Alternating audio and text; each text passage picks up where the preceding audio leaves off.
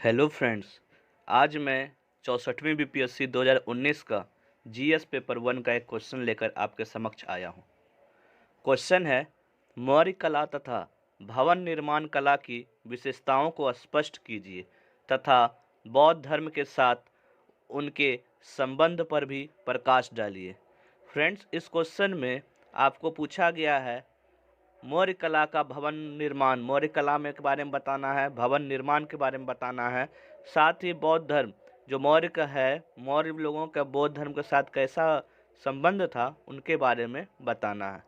तो फ्रेंड्स, इस वीडियो के माध्यम से मैं बताऊंगा कि आपको क्या लिखना है, कैसे लिखना है और किस प्रकार लिखने से आपको नंबर मिलेगा। फ्रेंड्स, ये जो क्वेश्चन मौर्य कला आर्ट एंड कल्चर, वो एक अल्टरनेटिव, एक साल छोड़कर एक साल, ये महत्वपूर्ण क्वेश्चन है। ये क्वेश्चन बार बार पूछा जाता है इस टॉपिक से। तो फ्रेंड्स, आपको इसको अच्छी तरीके से समझने हैं। इसमें क्या कीवर्ड यूज करना है वो भी लिखना है। कुछ कीवर्ड्स जो मैंने रेड पेन से दर्शाया हुआ है, ये सब आप उसमें दर्शाएंगे तो आपको नंबर अधिक से अधिक मिलने का चांसेस बढ़ जाते हैं।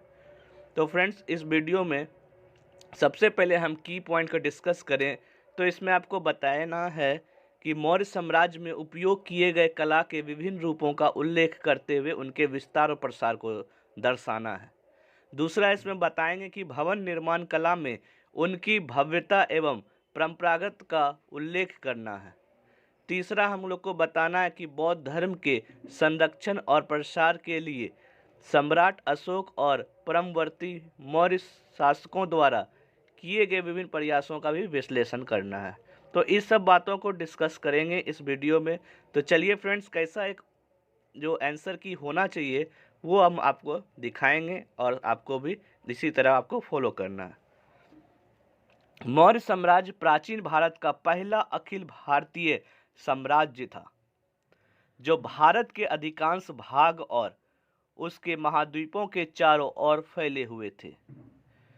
इस अवधि में लकड़ी के उपयोग से लेकर पत्थर तक कला और वास्तुकला में एक महत्वपूर्ण परिवर्तन देखा गया। मौर्य कला को कई रूपों में विभाजित किया जा सकता है, जैसे वास्तुकला, मूर्तिकला, सिक्के, पेंटिंग आदि। भारतीय कला के इतिहास का प्रारंभ मौर्य काल से माना जाता है। इस काल के मूलतः दो रूप थे। एक सम्राट की प्रेरणा से युक्त राजकीय कला जो चंद्रगुप्त के राजप्रासाद, महल, अशोक एवं उसके पुत्र दशरथ द्वारा निर्मित गुफाओं में दिखती है। अन्य दूसरा रूप लोक कला का था जो दीदारगंज एवं बेसनगर की यक्षी में देखने की मिलती है। लोक कला की परंपरा प्राचीन काल से ही प्रकाष्ठ एवं मिट्टी में चली आई थी, जो अब पाषाण के माध्यम से अभिव्यक्त की जाने लगी। राजकला, राजकीय कला, चंद्रगुप्त का राजप्रासाद राजकीय कला का पहला उत्कृष्ट उदाहरण है, जिसका वर्णन मेगास्थनीज एवं एरियन ने किया है। यह कुम्हरार गांव, पटना में खुदाई से अवशेष के रूप में प्राप्त हुआ है। इसकी विशेषता थी कि इसका फर्श और छत लकड़ी के थे। इसमें बलुआ पत्थर के 40 पॉलिशदार चमकदार पाषाण स्तंभों का प्रयोग हुआ था। फाहियान ने इसे देवों द्वारा निर्मित कहा है। मेगास्थनीज ने बताया है कि पाटलिपुत्र नगर चारों ओर से लकड़ी के दीवारों से घिरा था, जिसके बीच बीच में तीर चलाने के लिए छिद्र बने हुए थे। अशोक स्तंभ, ये मौर्यकालीन कला के उत्कृष्ट नमूने हैं। ये बलुआ पत्थर के बने हुए हैं। इन स्तंभों के मुख्यतः दो भाग हैं। पहला स्तंभ यष्टि या गावदुम लाट, दूसरा शीर्ष भाग। अशोक के एकात्मक स्तंभों का उत्कृष्ट नमूना हमारे देश का राजकीय चिन्ह सारनाथ का सिंह स्तंभ है। कुछ पाश्चात्य विद्वानों से अशोक स्तंभ पर ईरानी प्रभाव का भी उल्लेख किया है।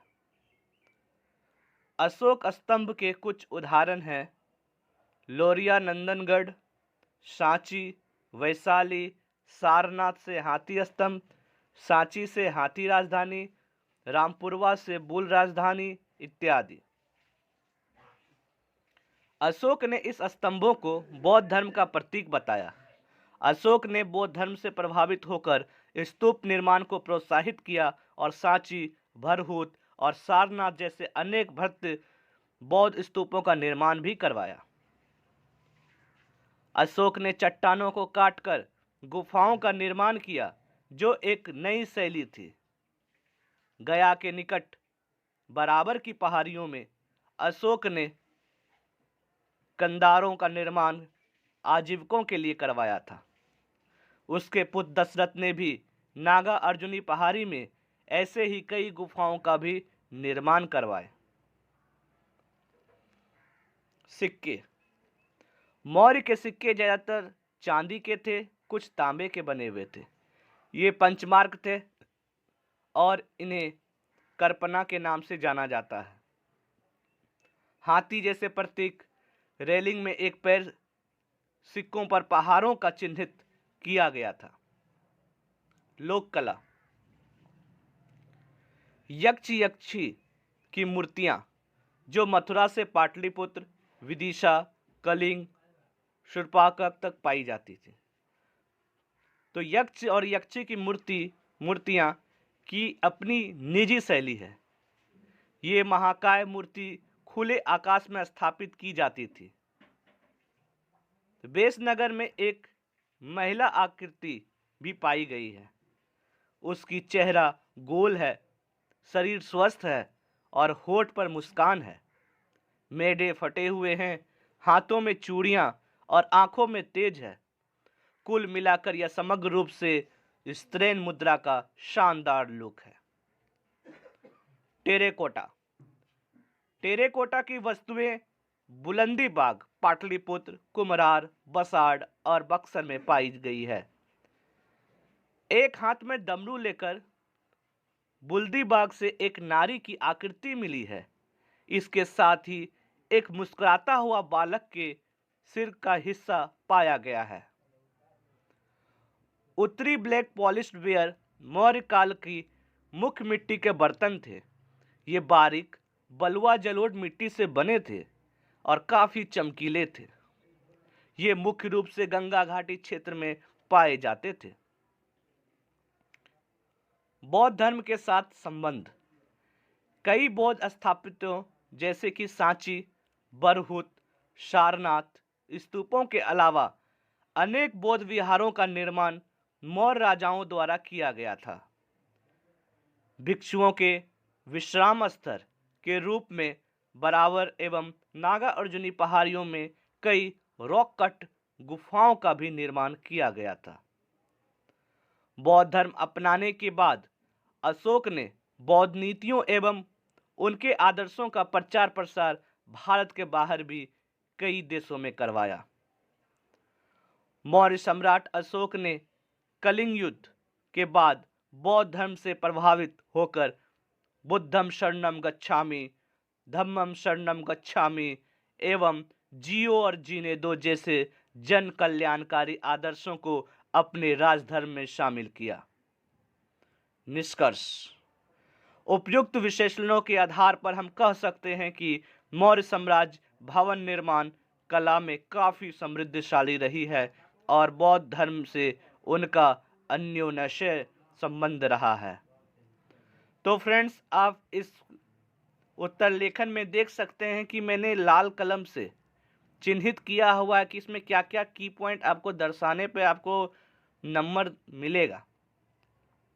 आप यहाँ पे देख सकते हैं कि जो मैंने चिन्हित किया है वो जो भी डिमांड है क्वेश्चन का, जैसे सबसे पहले मैंने बताया है अखिल भारतीय साम्राज्य, ये सब की पॉइंट है। ये सब आप लिखने से क्या होगा कि आपका जो लिखने का शैली है उसमें क्या कि बूस्ट करेगा। आप इस सब वर्ड को दिखाएंगे तो दिखेगा कि हाँ इससे नॉलेज भी है और इसके पास वर्ड स्किल जो कीवर्ड्स होते हैं वो भी है। इसको सब नॉलेज पता है। तो पहले मैंने डिस्कस किया अखिल भारतीय साम्राज्य, दूसरा लकड़ी का, क्योंकि उसमें महल जो होता था लकड़ी का बना हुआ रहता था।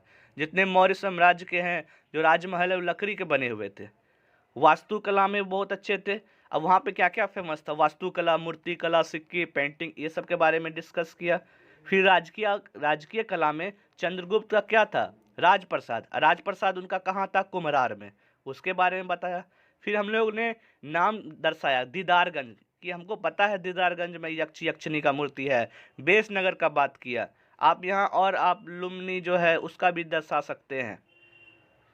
तीसरा, राजकीय कला में हमने यहाँ पे नाम भी बता दिया कि कितने कौन कौन से आए थे, जैसे मेगास्थनीज का नाम बता दिए, एरियन का नाम बता दिए और फायान का नाम बताएं। तो राजकीय प्रसाद कुम्हरार के बारे में बताया। फिर उसके बाद मैंने इसमें ये बताया कि 40 पॉलिशदार चमकदार पाषाण स्तंभ भी है। फिर हमने बताया कि फायान जो है देवों द्वारा निर्मित कहा है। और फिर उसके बाद मेगास्थनीज क्या बोला, तीर चलाने वाले छिद्र भी बने हुए हैं। तो ये सब कीवर्ड है। आपको ये सब दर्शाने के बाद जो एग्जामिनर है जो चेक करेंगे आपके कॉपी, वो आपको नंबर भर भर के देंगे। अब अशोक स्तंभ के बारे में बताया तो क्या चीज़ से बना हुआ था, बलुआ पत्थर से। तो ये आपको दिखाता है कि आपके अंदर नॉलेज भरा हुआ है।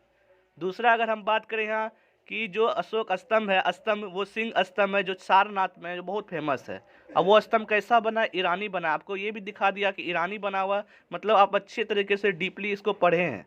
फिर हमने कुछ एग्जाम्पल दे दिया, जैसे लौरिया का दे दिया, वैशाली का दे दिया, सांची का दे दिया। तो ये सब भी आपको नंबर बढ़ाएंगे। फिर हमने बौद्ध स्तूपों का भी बात किया। फिर बिहार के रिलेटेड है तो बराबर की पहाड़ियाँ जो आजीवक जीवनकों के लिए हैं उसको भी दर्शा दिया।